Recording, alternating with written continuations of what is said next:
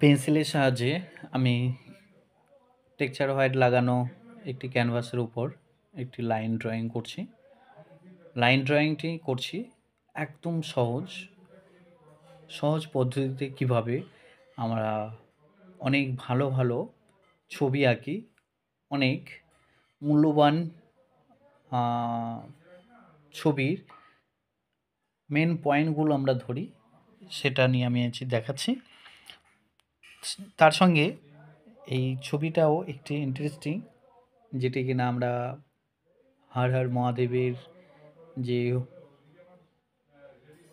মুখোশ, যে মুখের যে একটা রূপ, অপর প্রান্তে যে আরেকটা, যে আমাদের পার্বতীর অপরূপ একটি মুখ, সেই মুখটা একই সাথে একই বৃত্তের মধ্যে দিয়ে করার চেষ্টা করছি। যেমন এই যে লাইন ড্রয়িংটা আমি শুরু করছি, আমি লাইন ড্রয়িংটা শুরু করার সঙ্গে সঙ্গে আমি দেখাচ্ছি, পুরোটাই দেখাবো, তার সঙ্গে একটু ধৈর্য সহকারে একটু দেখতে হবে।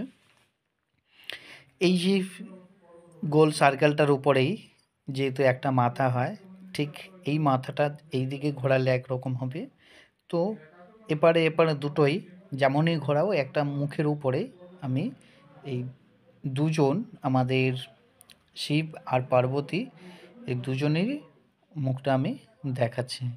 তো দেখাতে দেখাতে তাদের সঙ্গে একটু বলে দিই, এই আলাদা একটা মানে মুখের ছবি নিয়ে আসি, যেটা এর আগে আমরা দেখেছি অনেকে, আবার অনেকে দেখেনি। তো আমি সেটা নিয়ে সবার সঙ্গে শেয়ার করছি, খুব সহজ পদ্ধতিতে কীভাবে করা যায়। তো লাইন ড্রয়িংয়ের পাশাপাশি আমি দুটো মুখ কীভাবে একসাথে মানে জয়েন্ট অবস্থায় যে একই বৃত্তের উপরে যেমন দুটো মুখ কীভাবে দেখানো যেতে পারে সেইটার উপরে ধ্যান দিয়ে সবাইকে দেখানোর চেষ্টা। তো এবারে আমার বাম দিকের যে অংশটুকু আছে সেটা আমি শিব, আর ডান দিকে যে অংশটুকু আছে সেই দিকটায় আমি রাখছি আমাদের সেই পার্বতীর মুখটা। তো এই দুটো মুখ দুপাড়ের দিয়ে একই বৃত্তের উপরে আমি রেডি করে দেখাবো। ড্রয়িংটা বেশ কিছু জায়গায় আমি কমপ্লিট করেছি, বেশ কিছু জায়গায় এখনও ডিটেলিংসটা ধরিনি, কারণ ডিটেলিংসটা এখানে করলে সেই আমার রঙের ক্ষেত্রেও সেম একটু সময় নেবে। তার জন্য আমি আগে ডিরেক্ট যেটা কম ড্রয়িংয়ে কীভাবে আমরা পারফেক্ট একটি ছবি দাঁড় করাতে পারি, তো সেটা নিয়ে আমি কালারটা শুরু করছি। বাট কালারটা শুরু করতে করতে বলি যে প্রথম ফার্স্ট লেয়ারটা যেটা চাপিয়েছিলাম, এই ফার্স্ট লেয়ারটা আমি অনেকটা জায়গায় মিস করে ফেলেছি, যার জন্যে আমার ওই জায়গাটা দেখানো হয়নি। তো তারপরে আমি আস্তে আস্তে ধরে ধরে আমি যেই জায়গাগুলো করছি, ফার্স্ট কালার আমি চাপিয়ে নিচ্ছি, প্রথমে দেখিয়ে নিই যে কোন কোন জায়গাগুলো আমি কিভাবে করছি। তো ব্যাকগ্রাউন্ড তো চাপানোর সময় আমি দেখানোর প্রয়োজন মনে করিনি, কারণ এটি ব্ল্যাক অ্যান্ড রেড কালারের উপরে চাপিয়েছিলাম, কোথাও কোথাও একটু পুশান ব্লু ইউজ করছিলাম। পুশান ব্লু পরে আমি বেশ কিছু জায়গায় ছেড়ে দিয়ে সেই জায়গাগুলো হোয়াইট দিয়ে টোন দিয়েছি।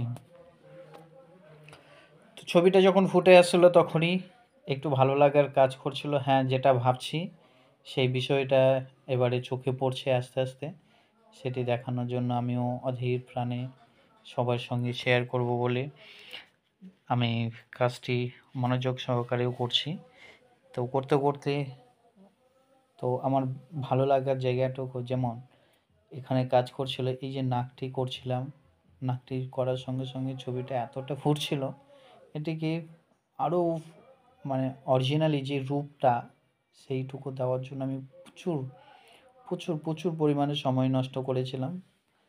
তো যেহেতু আমি এটা লাইভে করাচ্ছিলাম, লাইভে করতে বুঝতেই পারছেন মানে কোথাও একটা কাজ করছিল, যে কোনো কারণে যদি হাত কেঁপে যায়, কোনো কারণে যদি হাত নড়ে যায়, কোনো কারণে যদি মোবাইলে দেখতে না পায়, তাহলে লাইভে অনেকের সমস্যা হতে পারে, বুঝতে পারবে না। তার জন্যে আমি লাইভে করতে করতেও ভিডিওটাও করছি। তো একদিকে লাইভ হচ্ছিল, একদিকে ভিডিওটিও করছিলাম, তার জন্যে সময়টা বেশি নেওয়া হয়েছিল। তো তারপরে বেশ কিছু জায়গায় আমি লাইট টোন বাড়িয়ে দিয়ে এবার ডার্ক টোনটা এবারে দিচ্ছি, যেই জায়গাগুলো ফুটে উঠবে, যেমন শিবের এই যে চোখের ভ্রুটা, যেমন চোখের পাতাটা, সেম এইগুলো খুব সাবধানতার সঙ্গে সঙ্গে করতে হয়। ভাবছিলাম এক সময় ওইটুকু করার সময় হয়তো অফ রাখবো ভিডিও, কিন্তু দেখলাম না, ভিডিও ওই সময়টুকু অফ রাখলে চলবে না, দেখাতেই হবে, যা হবে হবে, পরে দেখা যাবে। এই নিয়ে আমি লাইভেও করছিলাম, করতে করতে মোবাইলেও ভিডিও হচ্ছিলো এইদিকে। তো এইগুলো করার পর শিপটাকে তো দাঁড় করিয়েছি, বাট পুরোটা কমপ্লিট করিনি এখনও। কমপ্লিট করতে আমাকে দুটো একসাথে কমপ্লিট করার পর ফিনিশিং টোনটা দিতে হবে। এইভাবে তারপরে পার্বতীর মুখটাও এবারে লাইট টোনটা বাড়াচ্ছি। বন্ধুরা বলবেন যে এখন আমার এই কাজ চলা অবস্থায় আপনাদের কেমন লাগছে, আপনারা জানাবেন। ফুল ভিডিও দেখার জন্য অনুরোধ রইল। দেখে কমেন্ট করে বলবেন আপনাদের কেমন লেগেছে। ভালো লাগলে লাইক, কমেন্ট অ্যান্ড শেয়ার অবশ্যই করবেন। আর আমাদের পাশে থাকবেন, সঙ্গে থাকবেন। তাহলে আমরা আপনাদের বলেই আসছি, প্রথম থেকে এখনও পর্যন্ত বলছি, আপনাদের সহযোগিতা আমাদের খুব দরকার। তবে কিন্তু আমরা এই প্ল্যাটফর্মে আপনাদের সঙ্গে কাজ করে মজা পাবো, একই সাথে কাজ করতে পারবো। তো ফিনিশিং টোন দেওয়ার পর আমি লাইট টোনটাও বাড়িয়েছিলাম, দেখাচ্ছিলাম। এবারে যাই যে চোখটা কিভাবে করতে হয়, চোখের পাতাটা কিভাবে দেখালে ভালো লাগবে, সেইটার উপরে একটু ধ্যান দিচ্ছিলাম। অরিজিনালি যেমন চোখের পাতা হয় সেম করছি। তো পাশ থেকে একজন আমাকে বলছিল, ওটা আমি মিউট করে দিয়েছিলাম তখন, যে সত্যি অসাধারণ দুজনের মুখ। সেই জন্যে আমি ক্যামেরাটা অনেকটা দূর থেকে দেখাচ্ছিলাম। এই যে দেখাচ্ছিল, যে ক্যামেরা করছিল সে দেখাচ্ছিল অনেকটা দূর থেকেই কী করে করা হয়।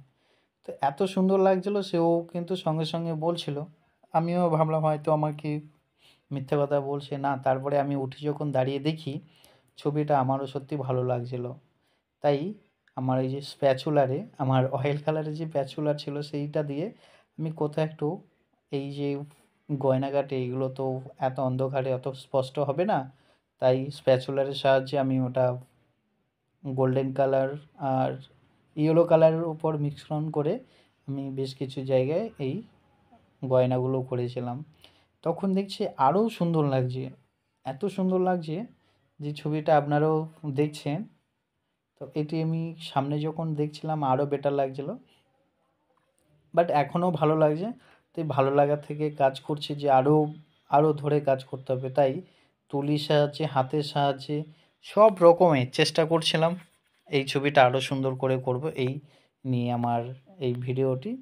তো ভিডিওটি এতটুকু মানে আপনাদের সঙ্গে মজার ছলে আমি করে নিয়েছিলাম, আমি বুঝতেই পারিনি যে কখন কমপ্লিট হয়ে গেছে। তো এই নিয়ে ছিল আমার আজকের ভিডিওটি কেমন লেগেছে অবশ্যই জানাবেন, ভালো রাখবেন। আশা করি দেখা হবে পরের ভিডিওতে। টাটা, বাই।